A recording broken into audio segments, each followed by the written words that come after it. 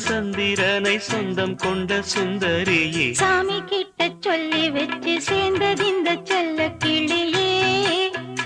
இந்த பூமியுள்ள காலம் மட்டும் வாழும் இந்த அன்பு கதையே முத்துமணியே பட்டு துணியே ரத்தினமும் முத்தினமும் சேர்ந்து வந்த சித்திரமே சாமி கிட்ட சொல்லி வச்சு சேர்ந்தது இந்த செல்ல கிளியே இந்த பூமியுள்ள காலம் மட்டும் வாழும் இந்த அன்பு கதையே